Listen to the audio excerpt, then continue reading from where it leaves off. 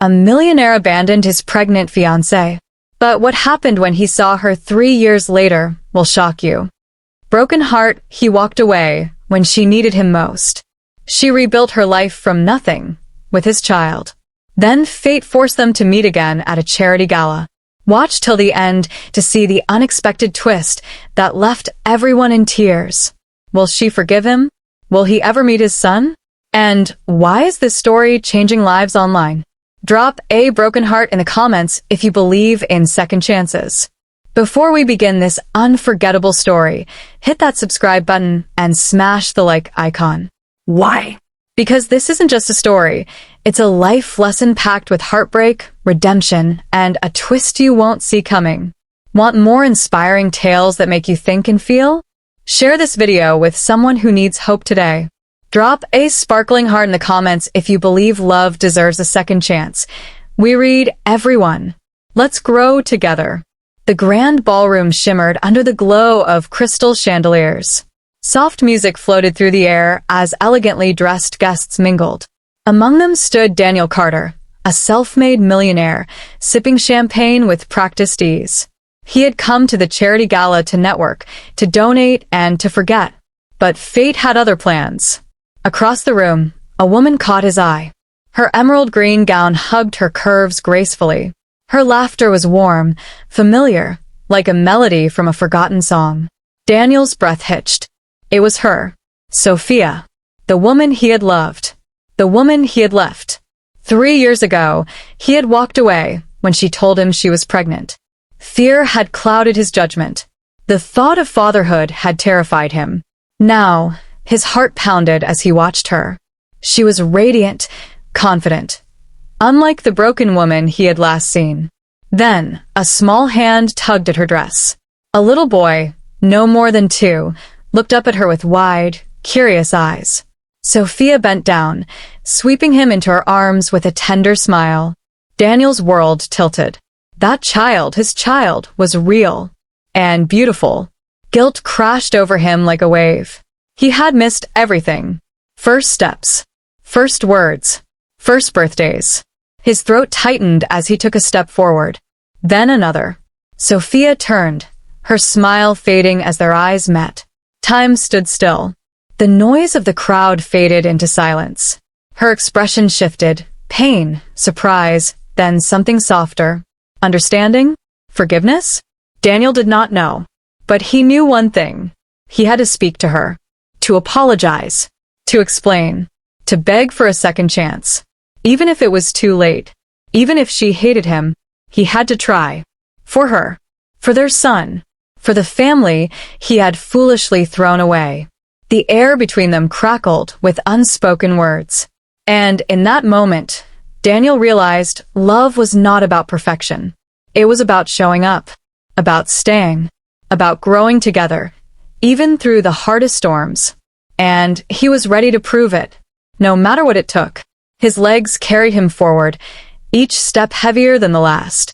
The scent of her perfume, vanilla and jasmine, hit him like a memory. The little boy in her arms turned his head, blinking at Daniel with eyes that mirrored his own. Sophia's grip tightened slightly around the child, her posture guarded. Daniel, she said, his name leaving her lips like a whisper, soft, but edged with caution. He swallowed hard, his voice barely above a murmur. Sophia, Words failed him. How could he explain 3 years of absence in a single sentence? The child, his son, studied him with innocent curiosity. Who's that, Mama? The boy asked, his tiny fingers playing with a strap of Sophia's dress. A beat of silence. Then, Sophia took a deep breath. This is... She hesitated, her gaze flickering between Daniel and their son. This is someone Mama used to know. The word stung. Used to know. As if they had been nothing more than strangers passing in the night. Daniel's chest ached. He crouched down slowly, meeting the boy at eye level. Hi, he said softly, forcing a smile. What's your name? The child glanced at his mother, seeking permission. Sophia gave a small, almost imperceptible nod. Liam, the boy answered shyly. Liam. A strong name. A name Daniel had never even known. His throat burned with regret. "You're very handsome, Liam," Daniel said, his voice thick. The boy grinned, revealing tiny, perfect teeth. Sophia's expression softened, just slightly. The music swelled around them, a gentle piano piece that felt too tender for the moment. Daniel straightened, his eyes locking onto Sophia's. "Can we talk?" he asked quietly. "Just for a minute." She hesitated. Then, with a quiet sigh, she turned to a nearby woman, a friend, perhaps, and handed Liam over with a murmured request. The boy went willingly, waving at Daniel before being led away. Sophia crossed her arms, her gaze steady but unreadable. "Talk," she said. The single word held years of unspoken hurt. Daniel exhaled, running a hand through his hair. "I was wrong," he began, the admission raw. "I was scared. I thought I wasn't ready, that I'd fail you both." Sophia's jaw tightened, but she said nothing. "I regret it every day," he continued. "Walking away from you. From him." Her eyes glistened, but she didn't cry. 3 years had hardened her in ways he couldn't fathom. "Do you have any idea what it was like?" she finally whispered. "Raising him alone? Wondering if you'd ever care enough to come back?" The pain in her voice shattered him. "I'm here now," he said, desperate. "I want to make things right. If you'll let me." A bitter smile touched her lips. "Right for who, Daniel? For you? Or for him?" The question hung between them, heavy and accusing. Daniel opened his mouth, then closed it. Because the truth was, he didn't know. Not yet. But he wanted to. More than anything. The hum of conversation and clinking glasses around them felt worlds away as Daniel searched Sophia's face for any sign of hope. "I want it to be right for all of us," he said carefully, his hands trembling at his sides. "But I know I don't get to decide that. You do." Sophia studied him, her dark eyes reflecting the flickering candlelight. For a moment, he saw the girl he'd fallen in love with, the one who'd believed in him before he believed in himself. Then she glanced toward Liam, now giggling as her friend pretended to steal his nose. "He asks about you," she said quietly. "Not by name, but he knows other kids have dads." Daniel's breath caught. The thought of his son wondering, waiting, it was unbearable. "I'll spend the rest of my life making it up to him," he vowed. "To both of you." Sophia exhaled slowly, her shoulders relaxing just slightly. "It's not that simple, Daniel. You can't just—" "Mr. Carter," a booming voice interrupted. They both turned as the event's host, a silver-haired philanthropist, clapped Daniel on the shoulder. "Wonderful speech earlier. Have you met our guest of honor? This remarkable woman runs the single mother's shelter that's benefiting from tonight's." The man's words died as he looked between them. "Oh. You know each other?" Sophia lifted her chin. "Daniel and I have history," she said evenly. Then, to Daniel's astonishment, she added, "He's Liam's father." The air left Daniel's lungs. After 3 years of silence, this was how she acknowledged him. Not with anger, but with simple, devastating truth. The host's eyes widened. "I see." He cleared his throat.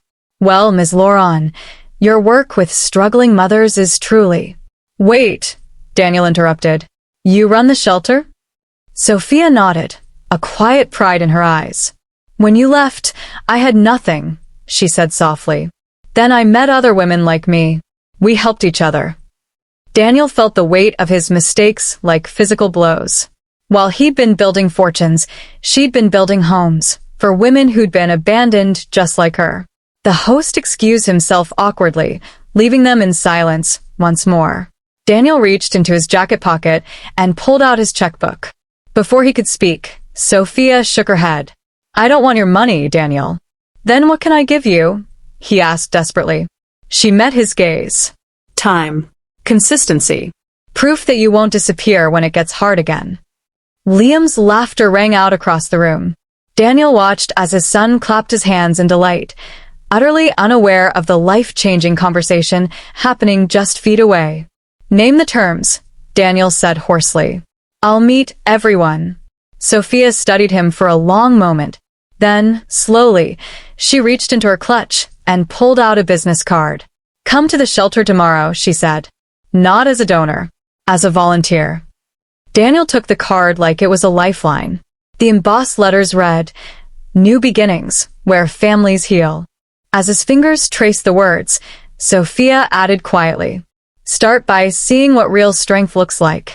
Then we'll talk about Liam." The music shifted to a gentle waltz. Around them, couples began dancing. Daniel pocketed the card and did something he hadn't done in 3 years. He held out his hand to Sophia. "One dance," he said. "For old time's sake?" Sophia looked at his outstretched hand. For a heartbeat, he thought she'd refuse. Then, with a sigh that held both weariness and hope, she placed her hand in his. As they stepped onto the floor, Daniel whispered, "Thank you." Sophia didn't smile, but her fingers tightened slightly around his. And for the first time in years, Daniel allowed himself to believe in second chances. The waltz carried them in slow circles beneath the chandeliers, their movements careful and measured like the fragile truce between them.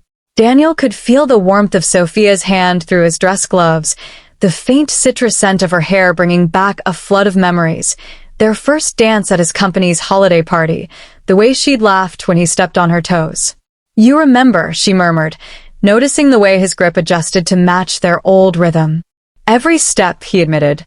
Liam's delighted squeal cut through the music as he chased bubbles from the event staff's wand. Sophia's gaze kept drifting to him, her mother's instinct never fully relaxing. Daniel followed her line of sight. "He's got your laugh. And your stubborn chin."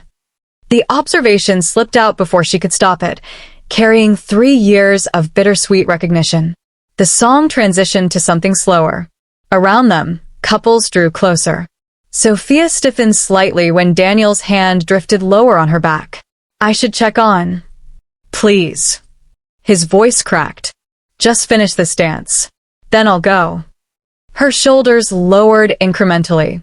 As they turned, the diamond bracelet on her wrist caught the light, the same one he'd given her on their engagement night. "You kept it." Sophia's lips pressed together. "I almost sold it a dozen times, but every time I tried."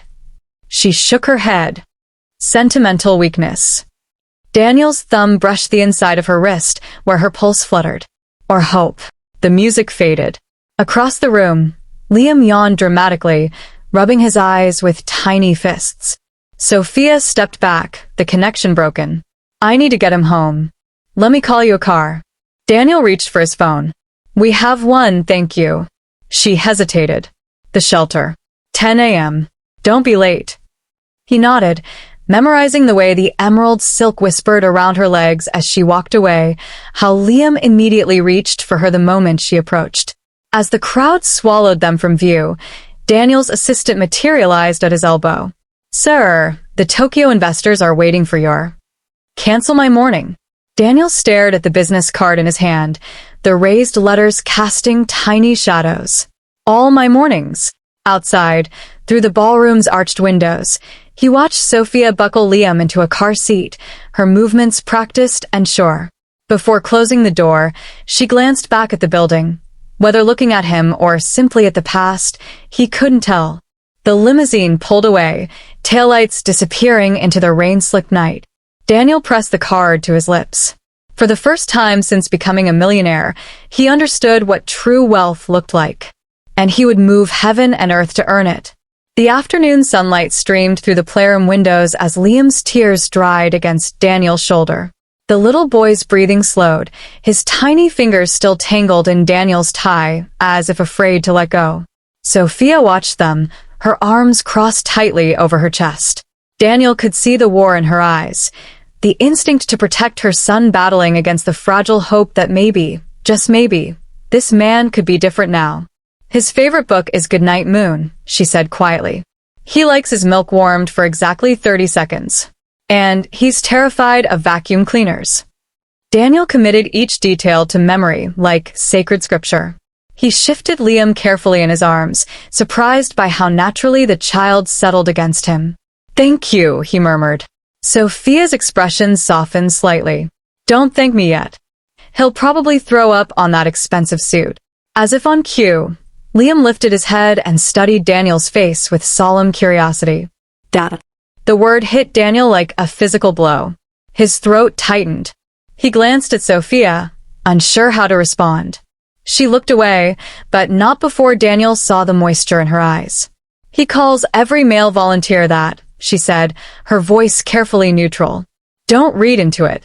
But Daniel couldn't help it. As Liam nestled back against him, he pressed a kiss to the boy's soft hair, breathing in the sweet scent of baby shampoo and innocence. A commotion at the door broke the moment. Mira, the young mother from earlier, stood hesitantly in the doorway. "Sophia?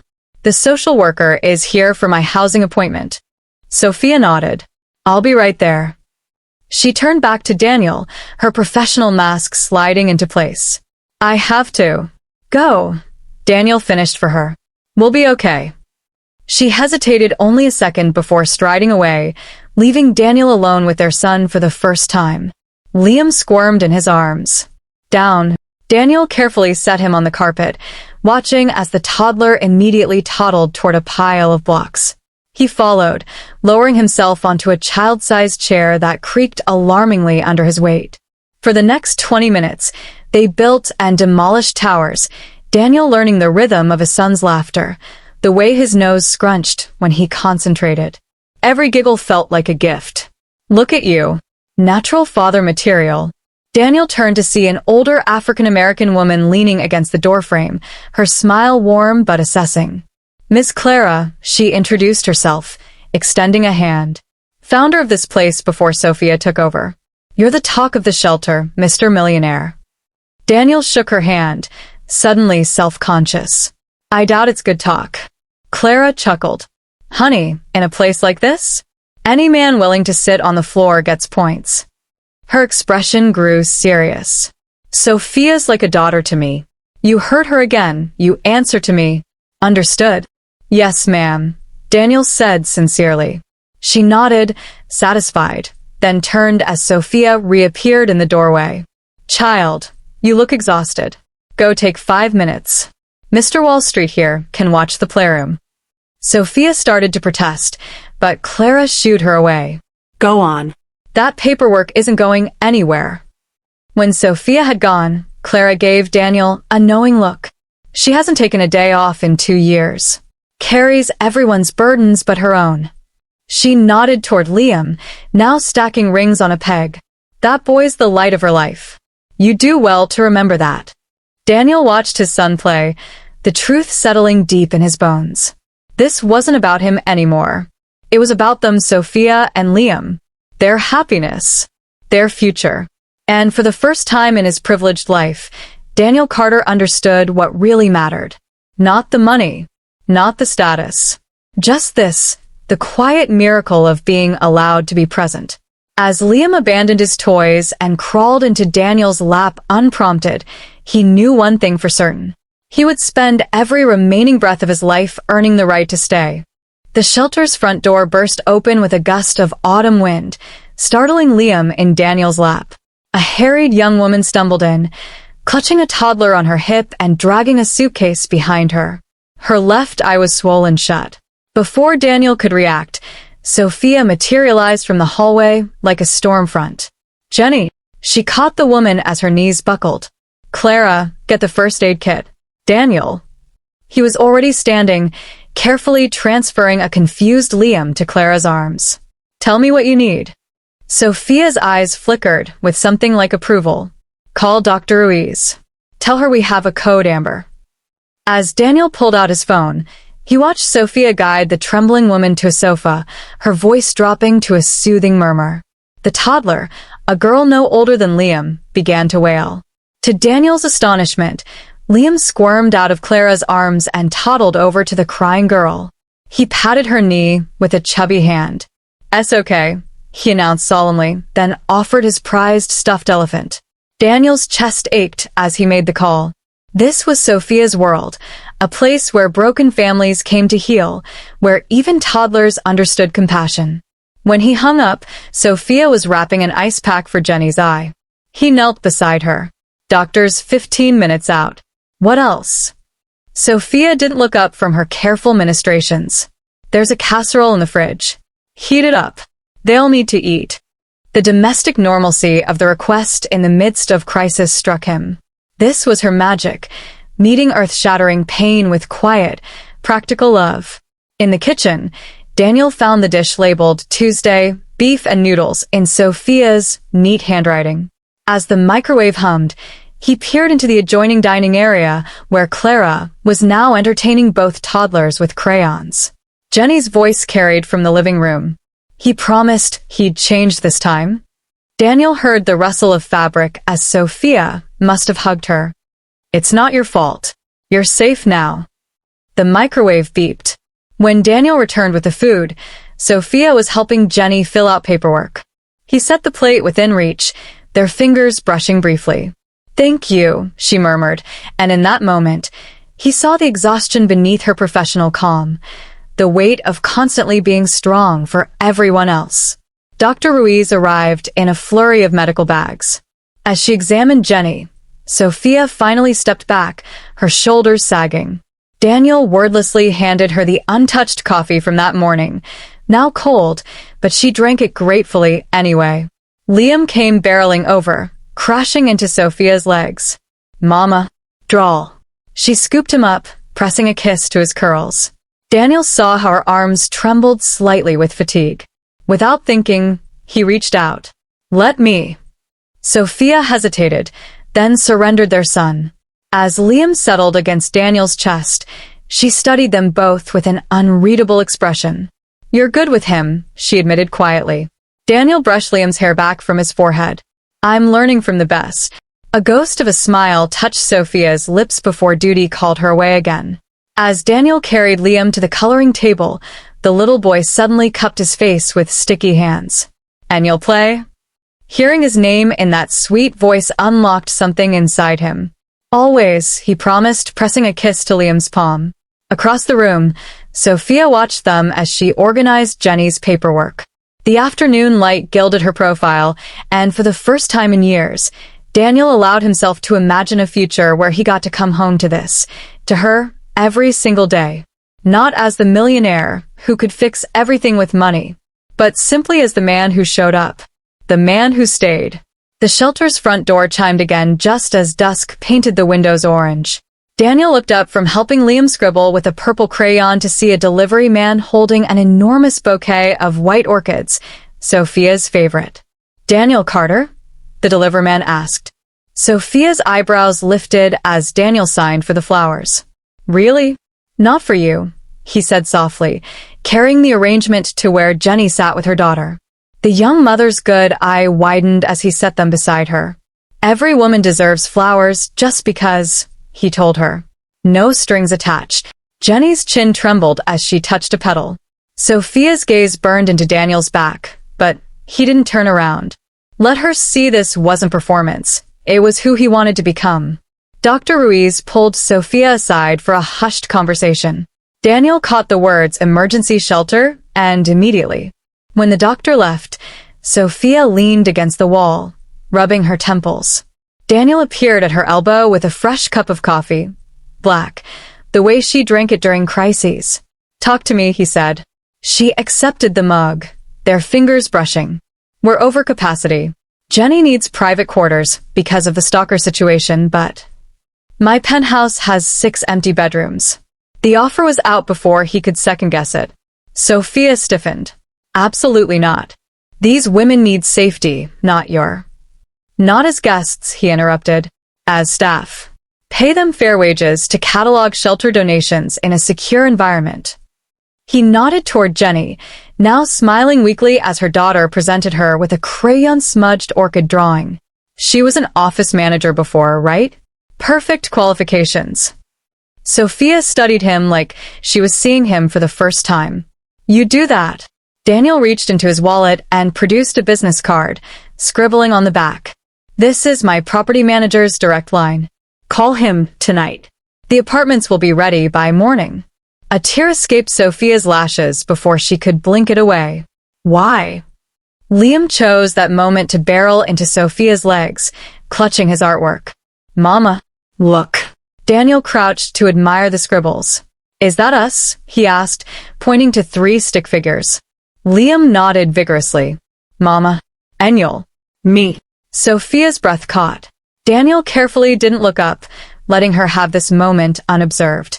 Clara appeared, scooping Liam up. All right, superstar, bath time. She glanced between them meaningfully. You two need to talk. Alone in the suddenly quiet playroom, Sophia traced the crayon lines of Liam's family portrait. He's never drawn 3 people before. Daniel's pulse hammered in his throat. Sophia, A crash came from the kitchen, followed by a child's wail. Sophia was moving before the sound fully registered. Daniel followed, watching as she comforted a little girl who'd dropped a plate. This was her life, constant interruptions, endless needs. And yet she gave so freely. As she wiped the girl's tears, Sophia glanced up at Daniel. There was no anger left in her gaze. Just quiet exhaustion, and beneath it, the faintest glimmer of something like hope. Stay, she said simply. Daniel stilled. What? After closing, she nodded toward the office. We need to discuss everything. The unspoken words hung between them. Liam. Forgiveness. Second chances. Daniel nodded, his throat too tight for speech. As Sophia returned to comforting the child, he picked up the broken plate pieces, realizing with startling clarity. This was where he belonged. Not in boardrooms or penthouses. Here, on his knees helping pick up the pieces. The shelter finally quieted as night fell, the last child tucked in and the last mother settled. Daniel wiped down the playroom tables, the scent of lemon cleaner mixing with the lingering aroma of reheated casserole. Sophia appeared in the doorway, her sweater sleeves pushed up to reveal the delicate wrists he used to kiss in another life. She held 2 mugs of tea.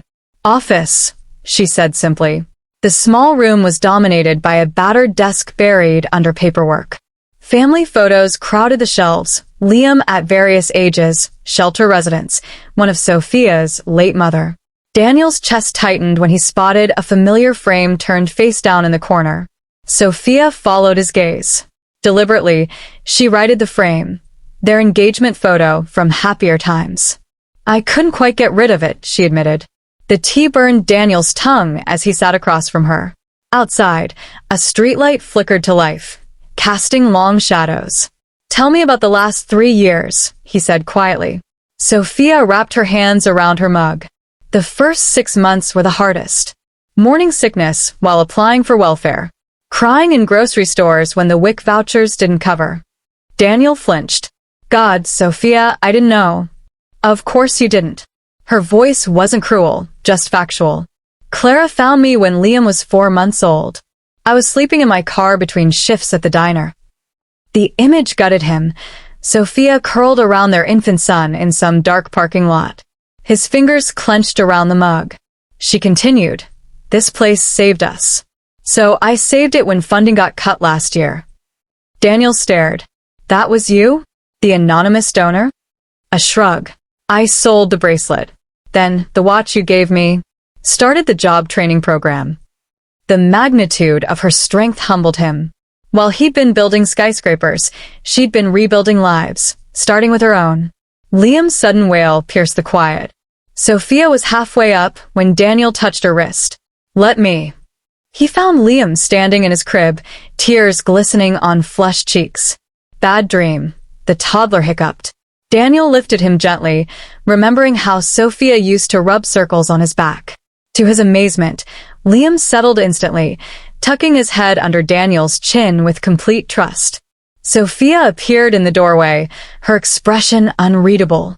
He never calms that quickly. Daniel pressed his lips to Liam's hair. Maybe he remembers me from somewhere. A ghost of a smile touched Sophia's lips as she reached for their son. Their hands brushed in the transfer, lingering a heartbeat too long. Liam peered sleepily between them. Mama love, Daniel? The air left Daniel's lungs. Sophia's arms tightened around Liam. That's complicated, baby, she whispered. Daniel stepped closer. But not impossible. Outside, the first snow of winter began to fall, dusting the shelter's windows with delicate lace. Somewhere down the hall, a clock chimed midnight.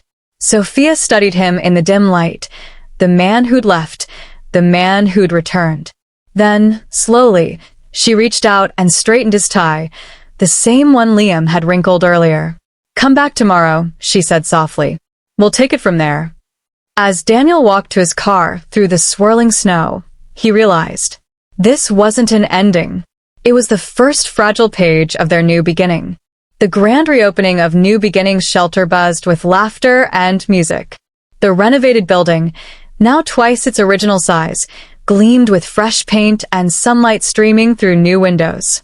Daniel stood at the podium, but his eyes were fixed on Sophia in the front row, her emerald green dress a callback to the night that changed everything.